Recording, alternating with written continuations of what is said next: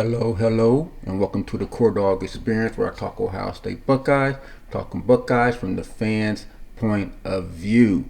So if you're feeling what you're hearing, please hit that like button. And if you enjoy Buckeye content in general, please subscribe. Trying to grow this thing out.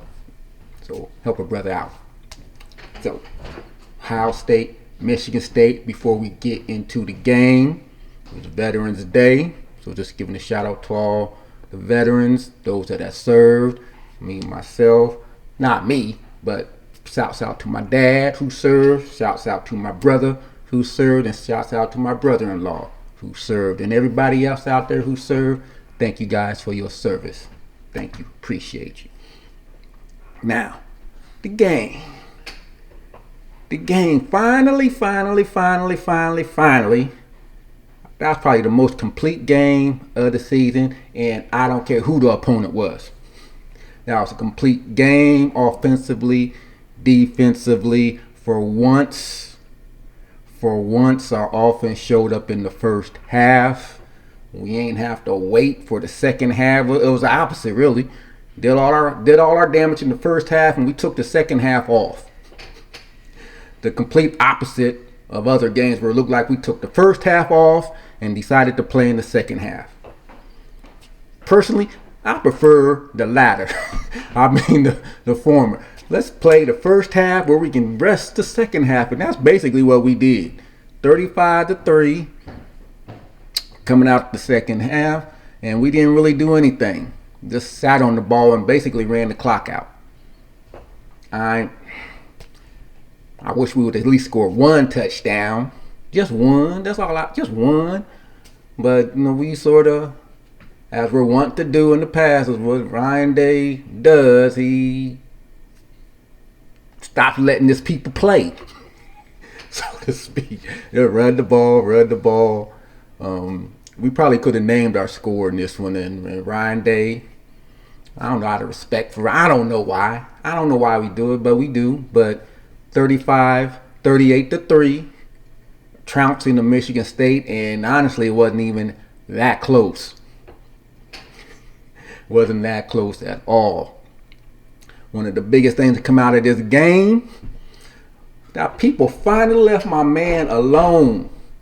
Kyle McCord looked good to other folks. Finally. I thought he looked good pretty much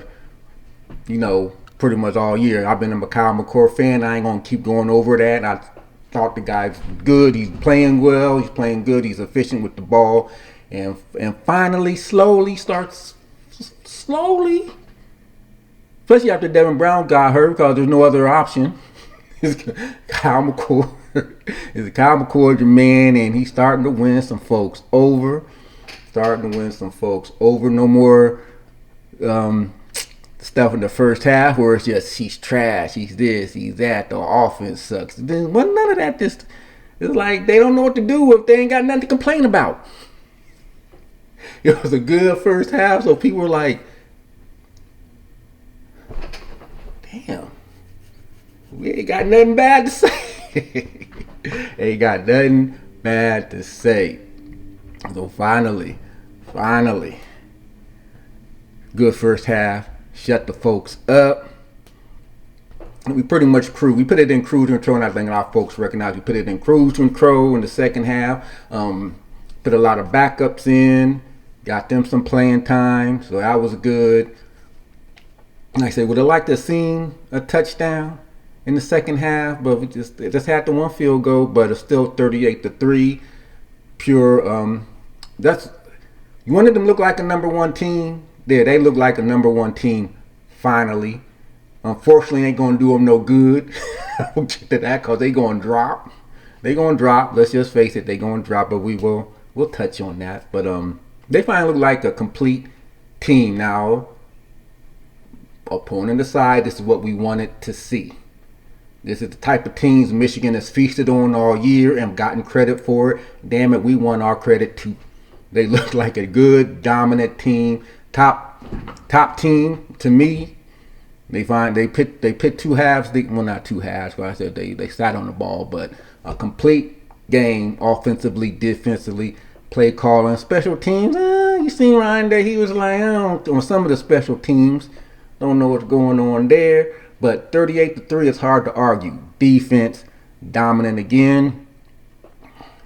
What can you say? They don't get, like they brought it up during the broadcast, they don't get a lot of sacks, haven't gotten a lot of takeaways, but they bow up when they need to. They did it against the Rutgers game.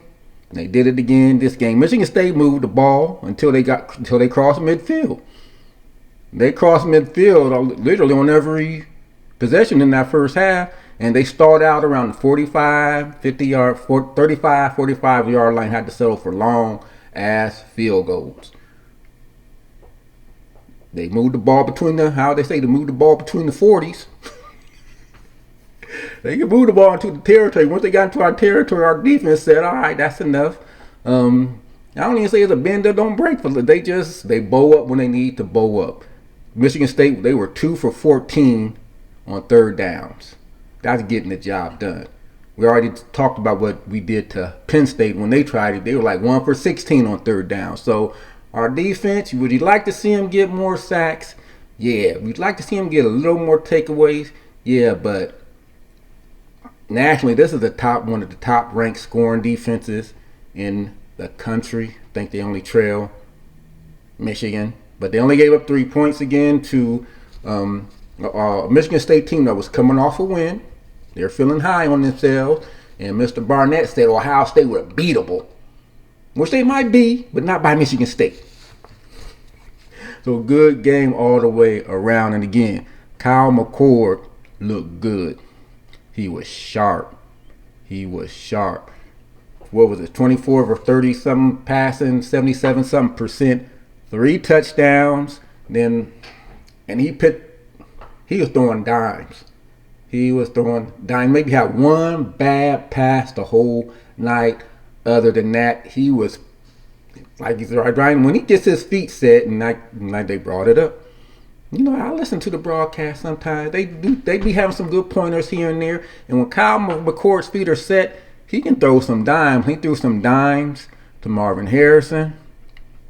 And the dime he threw to Cade Stover, was that not reminiscent of the dime he threw to Mecca in that Notre Dame game, that winning drive that folks still don't want to give him credit for? Well, some folks anyway. We undefeated because of that pass that people tend to forget when it comes to Kyle McCord. But he threw a dime to Cade Stover, put it in the only spot Stover could catch it, and the defensive back didn't have no idea where the ball was. He put it exactly where it needed to be. Stover made the catch. Great to have him back healthy. And he was throwing dimes all night. He was efficient all night. Checked out of plays when he recognized defensive formations. Like on Marvin's first TD pass, he's always out there one-on-one with a freshman. I don't know if Kyle knew he was a freshman, but what kind of defensive coaching is that? You're going to put a freshman on Kyle McCord. On Marvin Harrison. And come to find out, though, I guess their top DB was out, so I guess they had no choice. But it is what it is. But McCord recognized it and went straight to Marvin. Marvin made the catch. And actually, the young man was right there. It was just a great, like I said, McCord was throwing dimes. He threw a dime. Marvin made the catch. Now, Marvin's second TD, pass TD, because his first one, of course, was the rush, just to get him involved in the game with that 19-yard rush, which he made it look effortlessly. But his second TD, again, he was out there. I don't know what defense they were in, but he juked the dude so bad. How you let Marvin Harrison get that wide open in the red zone? I don't know. They didn't double cover him again. He got juke outside, boom, inside. He was wide open. Again, folks, Marvin Harrison, that's your Heisman win. I know they ain't going to give it. Would have to do something to give it to a receiver, but that is the best player in the game. But He makes it look easy. Henderson said when he's healthy, he looks good, and Henderson looked healthy again last night. That is at least a 1-2 punch when they're healthy. And if you get McCord to keep playing the way he played, like several folks brought up, if he's playing like this, He dropping dimes like that moving forward. Brian Day said the game's slowing down for him, which it seems like it was. I don't care who the opponent is. When you dropping dimes like that, when you got a chance to get your feet set, kudos to the offensive line, because Michigan State's bad, but they always have a good defense. And they got pressure on them sometimes, but the offensive line did their part. They looked good. The running game looked good, whether it was Henderson or Chip. The offense is coming around. Another game, Minnesota, to fine tune some stuff to keep it going and make sure this wasn't just a one-time thing because it was a night game. Opponent wasn't as good. Minnesota, we'll see. But the O-line, offense looked good. McCord looked good. He silenced his critics for now. We'll see. Cause all it takes is one bad pass and they right back on the Kyle sucks stuff, but they ain't got nowhere to go because Devin ain't ready yet. Saw a little bit of Lincoln in that second half. And before I move on to defense, this was my big complaint about Ryan Day last year when we were blowing folks out, and maybe why McCord isn't as far as long as some folks think he should be. Because when McCord did come in last season, he became a glorified handoffer. That's all he did. And we saw that again against Michigan State when Lincoln came in. He just pretty much handed the ball off. They had one attempt into the end zone. One attempt. He threw a little. We got Jelani Thurman there. Jelani Thurman going to be good. Get a little more meat on him. He's going to be a good one. But for the most part, Lincoln came in and just handed the ball off. They just wanted to get in, get out, no injuries. And that's pretty much Ryan Day's philosophy when he brings in the backups. He doesn't let them keep playing. That's only one of my, well, I don't care for some of his play calling and certain situations, but that's the thing with the backups. When they come in, he sort of takes he don't let them play. It's always normally 3 plays, punt. 3 plays, punt, because he's busy running up the middle when he brings in this backup. And that's basically what he did when Lincoln came in. Gave him one shot into the end zone, and that was pretty much, we don't score here, we ain't going to try to score no more, and that's pretty much what he did. That's not valuable time to me when you bring in your backup. You're just going to let them hand off the ball. Your offensive line, maybe, not your skill position people because they ain't doing nothing. But that's just my little tangent on that. When we in those blowout situations and they come in, and Ryan Day, he sort of, I don't know. Me, I'm a little more cutthroat than that. I'm gonna try to score my folks in and let them see what they can do. But that's just me. I mean like that. I'm trying to score. I don't care who in there. My backups, third, fourth stringer. I'm trying to score each and every time. It's y'all's job to stop me. Not my job to stop me. My job to score and develop my kids. But Ryan Day different. He nice. He nice like that. Again, speaking about Marvin, before we move on, Marvin's the best player. He probably ain't gonna have the stats at the end of the day. But if he has another couple more 100 yards, if he has another 100-yard game against Minnesota, and if he has a big game against Michigan, and we happen to win that game, how you going? They keep trying to pump up these other quarterbacks, but they're just not a dominant quarterback. Penix is good. He was my front runner, but if there's any quarterback I give it to, it'll probably be Penix. Other than that, they trying to pump up Bo Nix because they love giving it to a quarterback like to hear folks here said it's they just need to call it the most valuable quarterback. That's 9 times out of 10. That's who they're going to go to, whether or not the quarterback's the best player in the country. Because this year, especially this year, it's not. We all know who the most outstanding player in the country is, and that's Marvin Harrison. He just don't play the position that gets recognized as that. That's all I'm going to say about that.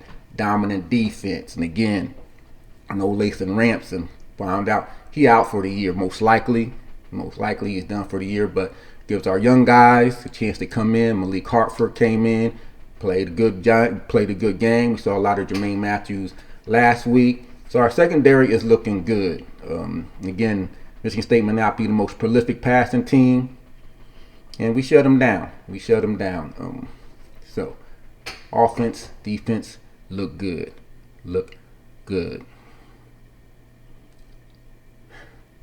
With that being said, we finally look like the number one team in the country. But come Tuesday, when the new CFP rankings come out, are we gonna be the number one team still?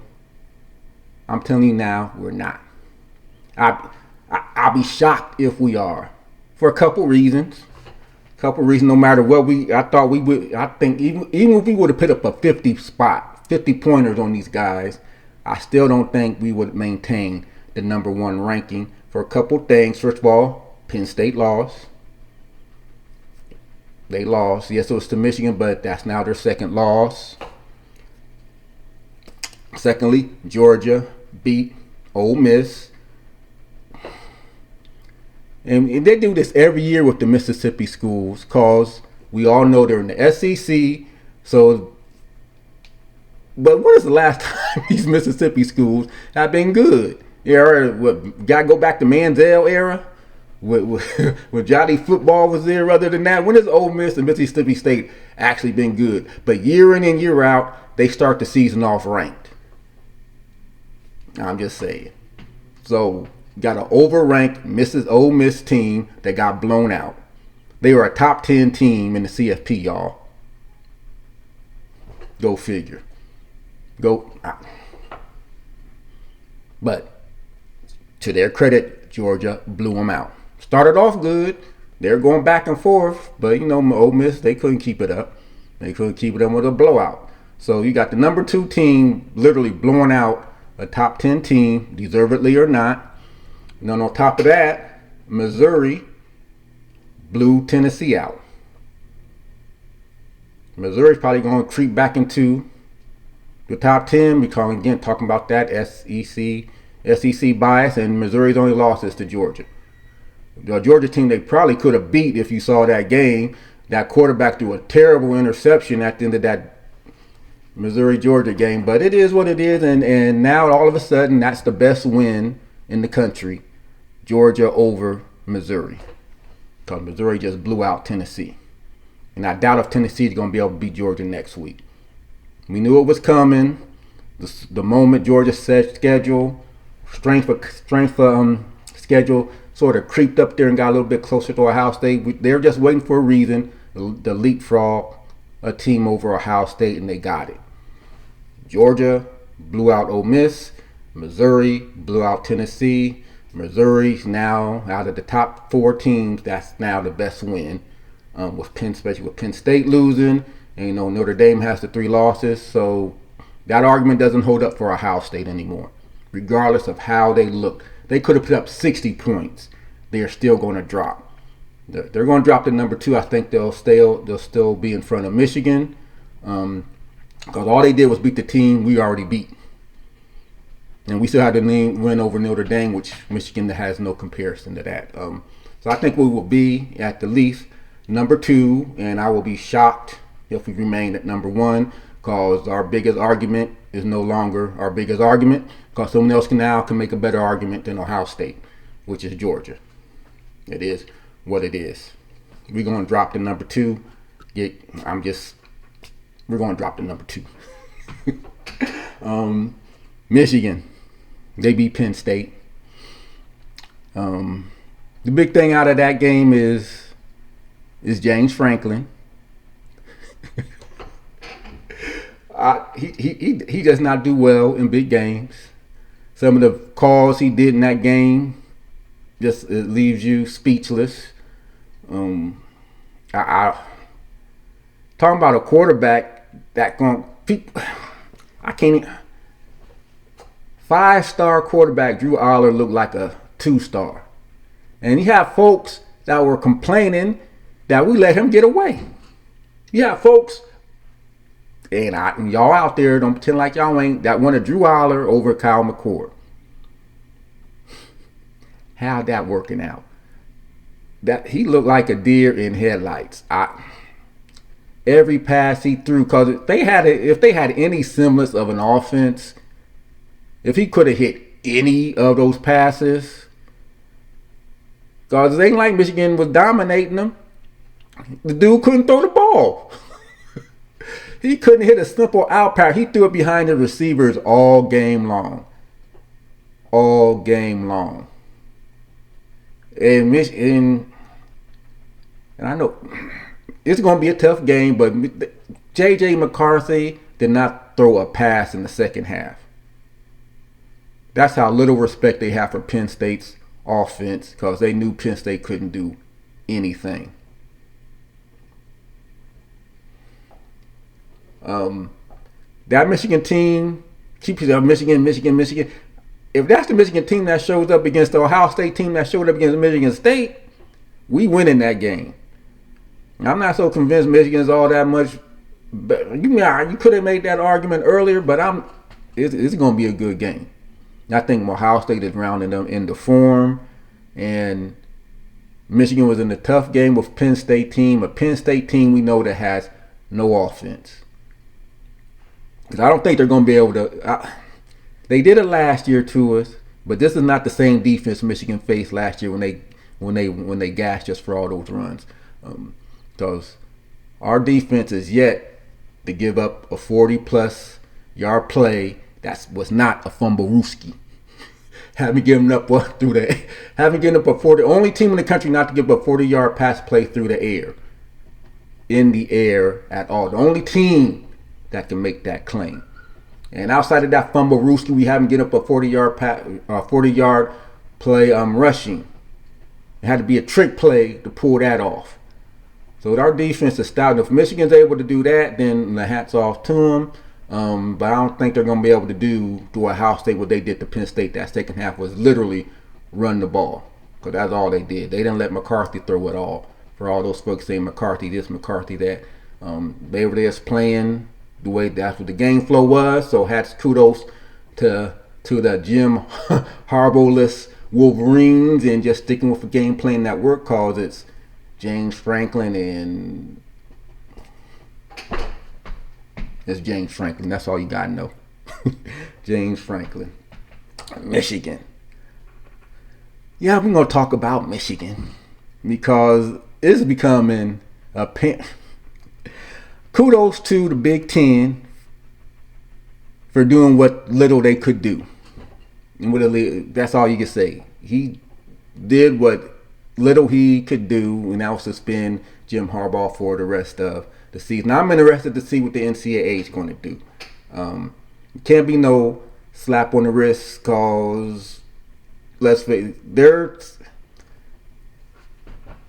Ohio State fans, especially me, we remember Tattoo Gate and what that cost us. And in comparison to what took place now, what's being alleged to take place, and where all signs are pointing to, yeah, they did it and it was a real elaborate scheme. This sign still, that's effects on the field play, whether you want to believe it or not. It trumps anything that happened with Tattoo Gate. Because all those young men did was get some ink on their skin, and look what it cost us. We had to vacate wins. We lost our coach. Jim Tressel was bringing back a loaded team with Terrell Pryor. We lost Terrell Pryor. He went off to the NFL, and the NFL punished Terrell Pryor. But that team that Tressel had covered back was loaded.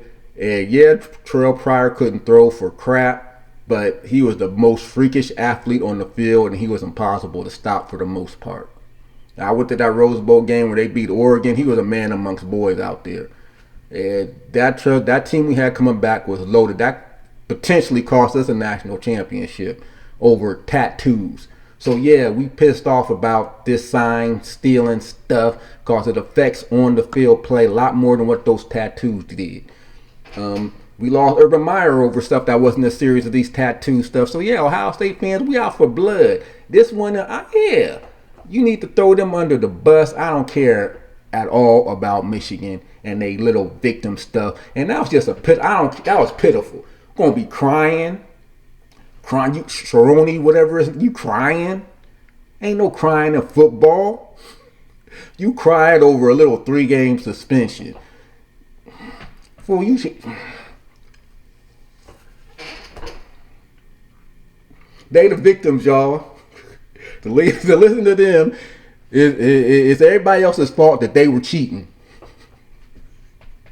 They ain't do nothing wrong. The only thing they did wrong was get caught. But they the victim. You listen to them, they fan base, they coaches, they are the victims in all of this. Not everybody they cheated against, just them.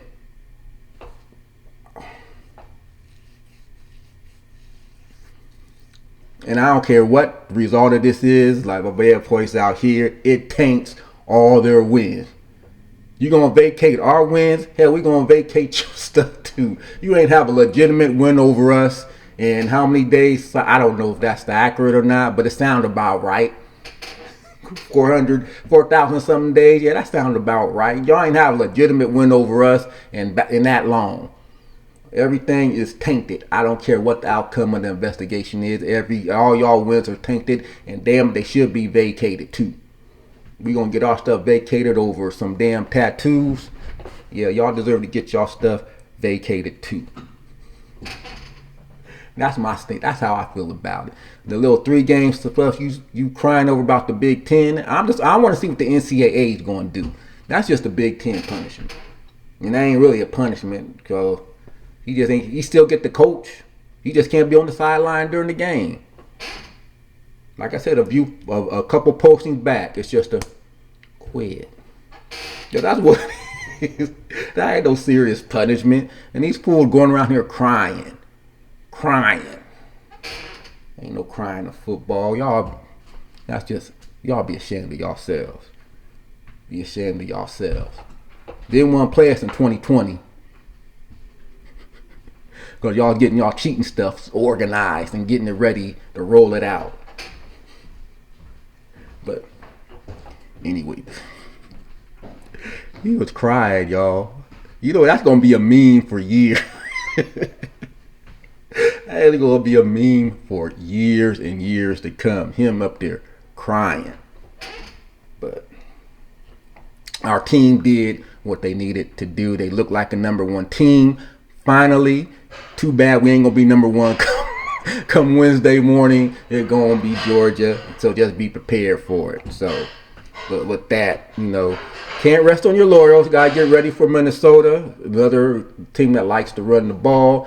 Maybe not the most prolific passing attack, but you gotta come ready to play. Again, hopefully we'll have Eichenberg back. Got some of our, and I'm glad we rested. It would have been nice to see another touchdown, but went out. Everything will take care of itself.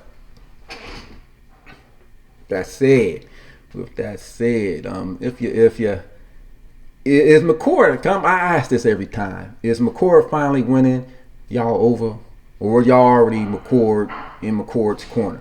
Is the offense finally gelling the way you think it should gel, or is it just because it was Michigan State? Granted, we played teams like Michigan State before and we struggled. This time we didn't.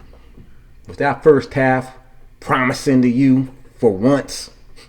We got to relax for first time. We got to relax for a second half of a game in a while. Got to relax and just chill.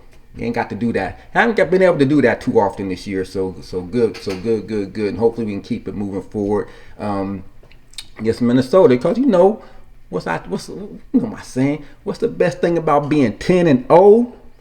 Chance to go 11-0. That's what we got a chance to do. Keep it rolling and keep it going. And again, get ready. I don't consider this it could be a trap game, but I don't think Minnesota's that good enough to pose a threat to us. Even though PJ, he get his guys right, he can get his guys going. Be enough to see with the Michigan-Maryland game, like even though Maryland, they done tailed off somewhat. But Maryland, they have a dangerous offense, so we'll see. We'll see how that game plays out. But other than that, if you're feeling what you're hearing, please hit that like button. If you enjoy Buckeye content in general, please subscribe. Help a brother grow this thing out. Baby steps at a time. Trying to grow. Help a brother out. So until next time, Ohio. Go Bucks. I'm out.